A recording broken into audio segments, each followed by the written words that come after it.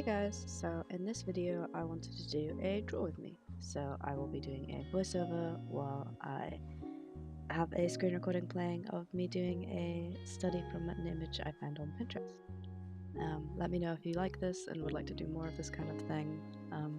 But yeah, so here I am. I found this new brush on Clip Studio. I say new, it's not new, it's been there the whole time, but I recently discovered it. It is a watercolor brush. I will have it up on screen now. And it has this really nice texture to it. I like that it's I just enjoy the shape of it as well. It's really fun to do. So I do a quick wash of this dark desaturated purpley color, and then because of the opacity and blending settings on it, I then go over it with the next one to kind of carve back into that original shape that I created. Here I am just carving back into it the shapes that I would add, and yeah, so they've got the shadows by here, and because the light is hitting from the right side, because you want to have your light source figured out from the start. I mean, this is a study anyway, so it's just kind of copying and learning from the shapes I'm seeing on the image, but in general, it's good to know where your light source is pretty early on, especially if you're doing a painterly style like this, because then you tend to add the shadows quite quickly. But yeah, so I'm trying to add the shapes of the mountain in here and just get all the bumps and rivets in that way. And so yeah, I've gone in again, same color, just another layer of it because of the opacity settings and the overlap settings with this tool, just carving back in all of the darkest shadows now, and where the light just doesn't go because the light's coming from the right side, so it wouldn't hit these places. I'm kind of just copying the image from here, but also just kind of filling it in willy-nilly how I see fit, because like I said, this is a study, it's practice, and you want to try and figure out why things are doing what they're doing instead of just copying it, because otherwise you don't really learn much from it.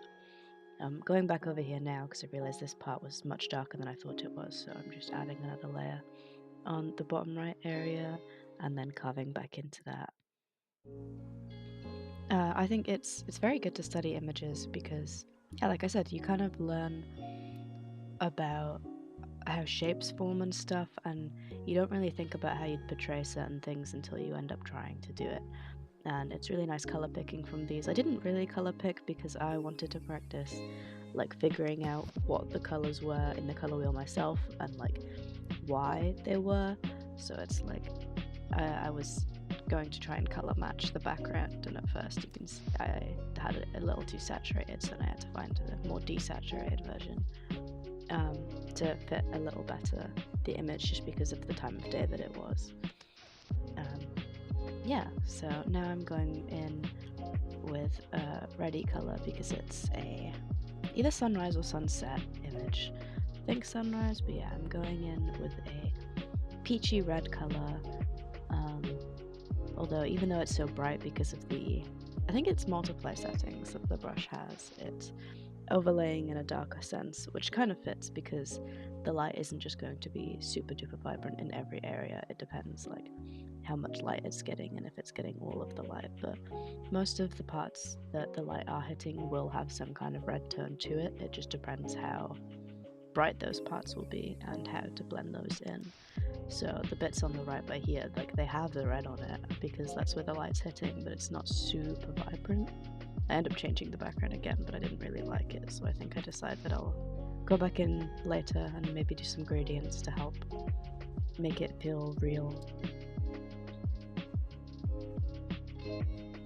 Yep, and I'm adding another layer of the red now because I don't think it seemed as saturated as I wanted it to. Like I said, it's okay in some of the places, but I think some more places needed a little bit more saturation, so I made the brush a little bit smaller, and I'm going over and adding that red tone to a few more areas where the light will reflect onto. So now I've gone even brighter. I think, no, this is the same brush. I don't know, I will add on the screen if it's not. But I'm going in with an even brighter color now. I think I've changed the opacity just a little bit, and I just love the size of this brush and the skinny, not stylus, but I don't know, the skinny shape that it has, because then it adds, like, it gives a lot of shapes that I might not have necessarily done, and I think it was fun to try something new with that. So with this, I'm very heavily referencing the image and following where the light hits with it, because I haven't been to these mountains. I don't know exactly their shapes, so it's kind of just figuring out how to portray the shapes that I can see in the image that I'm copying. And yeah, I do end up going back over this one bit at the bottom and making it darker because it's slightly too bright for where it is, because the light is coming from an angle where this bit wouldn't, it would get some light, but it would still be in shadow from some of the other peaks in front of it. So I end up making that bit a little darker. These are some snowy mountains, as you can see. I'll probably have the image up, but maybe not for too long, because I don't want you to see how rubbish the drawing is in comparison to the photograph. But yeah, so this is a snowy mountain image with some unique colours that I wanted to try, especially when I found this new brush. I thought I could have a lot of fun with it. So just going in and adding some more highlights with a small version of the brush now.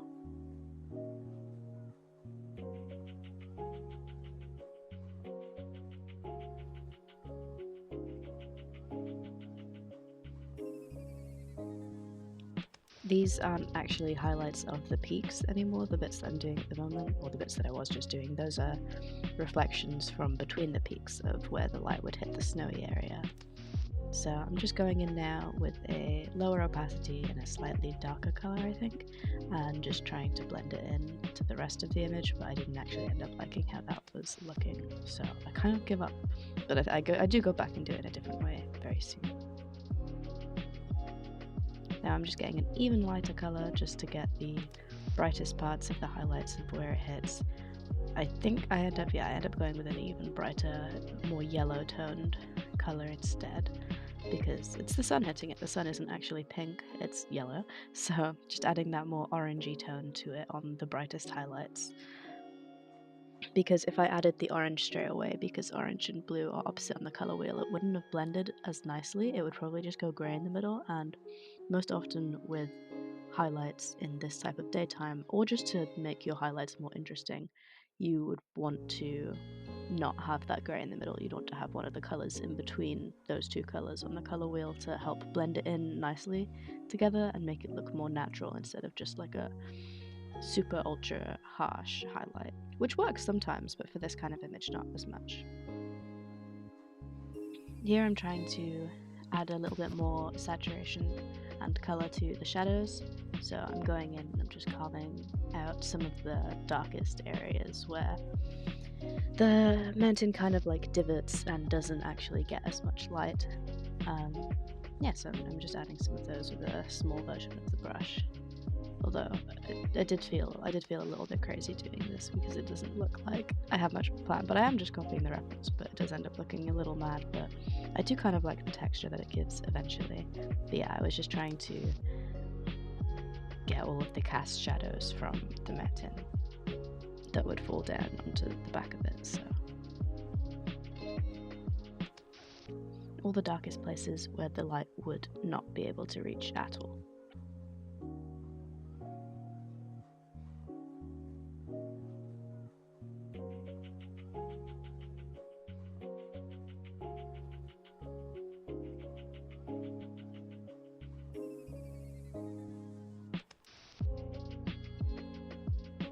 I accidentally sent it upside down and then backwards. But that does help to do that, because then you can just double check that your image... It's just a good way to flip your canvas a few times, just especially when drawing faces, just to check that everything looks proportional. Yeah, I think at this time I was trying to make my image fit the page and I pressed the wrong button and flipped the canvas, but still a good thing to do. I'm actually using the viewfinder or the navigator in the top right a lot, because sometimes it's hard to get stuck in the little nitty-gritty details, which is good if you want a really detailed piece, but you really want to keep in mind how the piece looks as a whole and from afar, and the little navigator in the top right corner really helps with that. And here I'm going in with the same brush, but I've got it selected on like void like eraser, so that I'm going back in and erasing on a low opacity, so it's not just plain eraser of just getting rid of it. It's like half eraser, so I'm just kind of going in and removing it just a little bit on the shadowy bits just to like blend that back into the shadows and make the highlight less harsh because it wouldn't have as vibrant of a highlight on some of it. And because the brush kind of doesn't allow the most precise line work, it was kind of good to go back in and edit in this way. Here I really wanted to go in and add the actual snow because, like I said, these are snowy mountains, but I think it kind of got lost that it is snow. And instead of color picking that, I've just gone in with a white and I'm just painting the snow because I find it a lot easier to see doing it this way, even though I could understand why you'd probably want to color pick this, but I found it easier to see what I was doing and not get lost with just doing it in bright white, and then I think I lower the opacity, but I could also just change the blending layer. But I'm just going in now and adding all of the different parts where the snow's fallen because there is snow on these mountains, even though it's not super easy to tell. And then yeah, as you can see, I lower the opacity a little bit, or I'm just kind of messing with it to see how I want to do it. Yeah, I lower the opacity to help it blend in because these things are still in shadow. I just wanted to show the actual snowy parts of them. And like I said, it is a little bit messy in this area, but I do kind of like the texture to it. But if I was to go back and do this piece again, I think I would want to... I'm not really sure how I'd fix it, but have more confident strokes instead of the messy ones that I've got here. But I do like it. It is growing on me, but I prefer the other sections of the piece. Yeah, I'm trying and failing to add some, like a light highlight, but not really, into the bottom corner. Now I'm going in with some clouds, so I've got a sort of red, grey, I think it is just grey, but because of the background it looks more red, or maybe it's 8% red, so it's slightly red but mostly grey, but because of the background colour and the low opacity on the brush, it looks more natural and kind of blends in. So I'm just following the shapes of the clouds on the reference image I'm using and just being very sparing with it as to not messy the skies too much and take away from the mountains. Going back in there with a slightly, the exact same shade, but just another layer of it, and carving out the darker parts of the clouds and like the shadows that they'd have, again with a small brush, and kind of just going willy-nilly, because if you get too precise and careful with drawing clouds, I find that it looks a little too like static and unnatural, because they are just clumpy, soft, lumpy, bumpy things. So if you get too like careful with how you do them, I find that it doesn't look like clouds, it looks like you're drawing spheres. So I think sometimes it is okay to just kind of go a little crazy and have fun with the shapes you're doing, because they are strange shapes.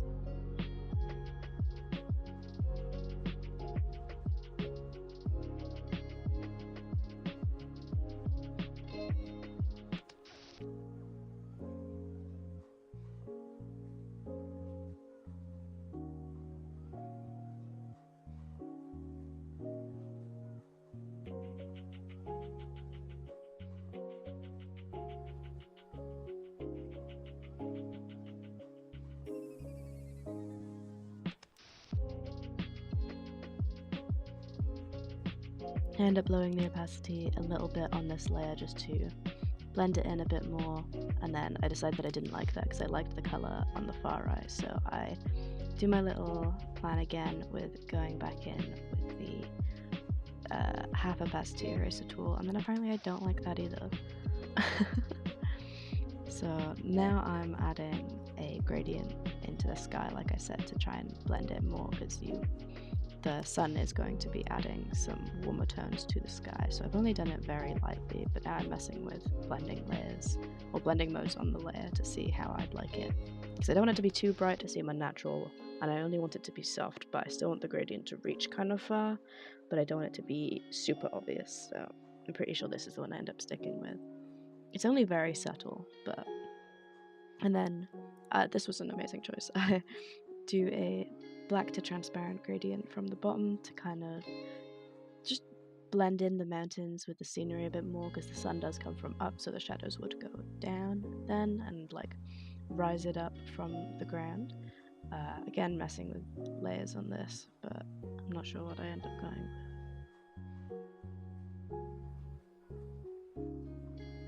Nope, I think I just go back to normal. But I do darken it just a little, or at least attempt that. But now instead I've gone with a clipping mask on the cloud layer and just added a few shadows that way, because I didn't want them all to be darker, I just wanted certain areas of it to be darker.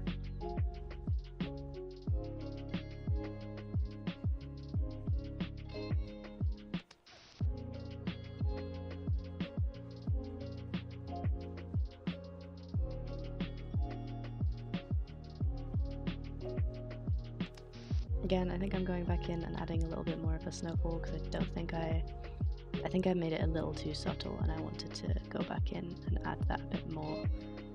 So I took a little while picking which brush I wanted to do it with, because I ended up going with a different one. I've used completely just already Clip Studio brushes in this. I do have some more downloaded, but I think I just wanted to take advantage of the ones given. So I'm just using the normal pencil tool, because I wanted to get the kind of like grainy, textured look to it that the snow might have. I'm just going in and adding all the snowfall bits. Again, I'll probably lower the opacity or like shape away with the eraser, but I just wanted to add a bit more because I don't think I was happy with the ones before and I wanted them to be a bit more obvious. And I'm really happy with this decision. I think it really helps get across and copy the image that I was studying as well. I think it helps get across the environment that we're in.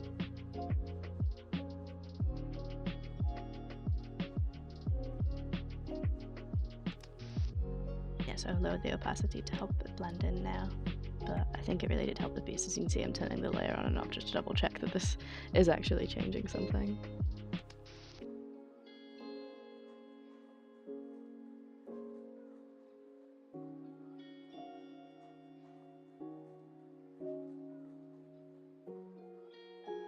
Yeah, I go back in and consider brightening up the background a little bit, and then I think I changed my mind.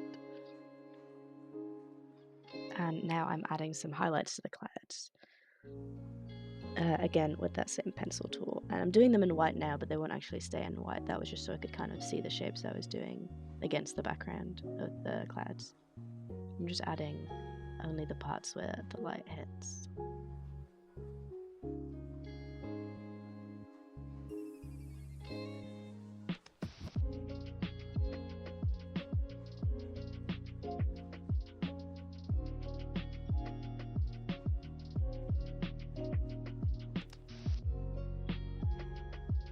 So now I make a clipping mask on top of that layer and go back in with a peachy kind of color, because that's the color that's being reflected from the light source, the sun, during the sunrise/sunset.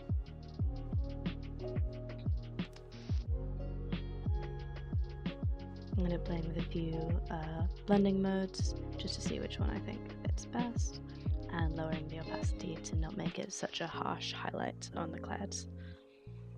And then I also go back in with my little technique of the 50 opacity eraser and just carving away at some of the ones that I don't want to be as vibrant.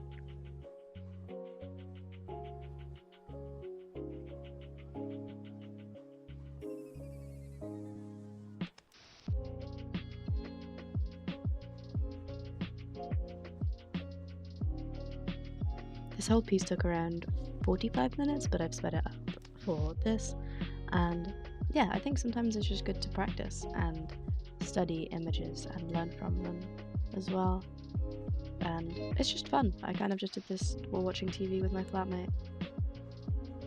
Now I am going in with a purple color, which I will probably be putting a blend mode on, just because I wanted to add the tiniest bit more color and saturation to the shadows, and because the light is more of a yellowy orange color, purple is a nice one to put in the shadows, because they're opposites on the color wheel. It's opposite from yellow, and then getting some of the blue from it as well, because that would be reflecting from the sky, so that's where the purple comes from. Plus, it's my favorite color, and I like to add it to any pieces just because, in my humble, totally unbiased, definitely not heavily biased opinion, I think it looks better with a bit of purple in it.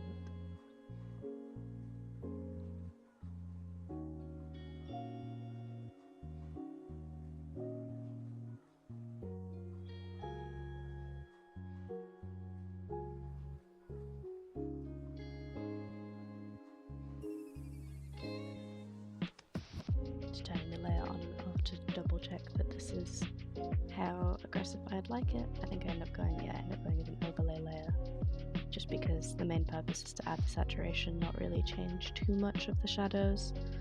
Maybe just darken a few areas, but overall just add a bit of a new color into the mix.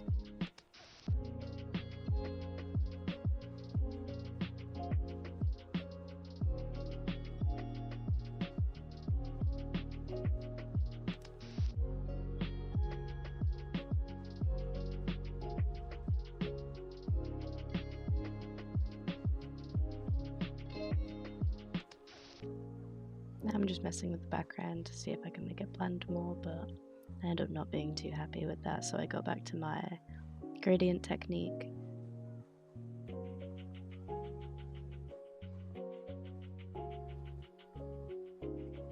It takes a few tries to get the look that I'm hoping for. It ends up being a really, really subtle change, but I think I end up feeling better about it.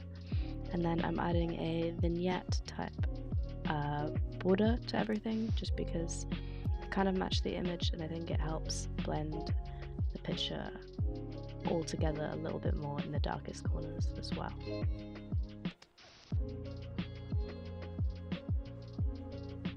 And then adding the lighter bit on the top right where the light source is coming from.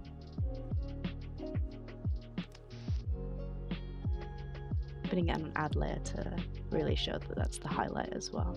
And yeah, this is the final piece, so I hope you enjoyed this type of video, and let me know if you'd like me to do more of them, because I very much enjoyed making this. So yeah, I'm quite happy with it overall, and I hope you guys like it.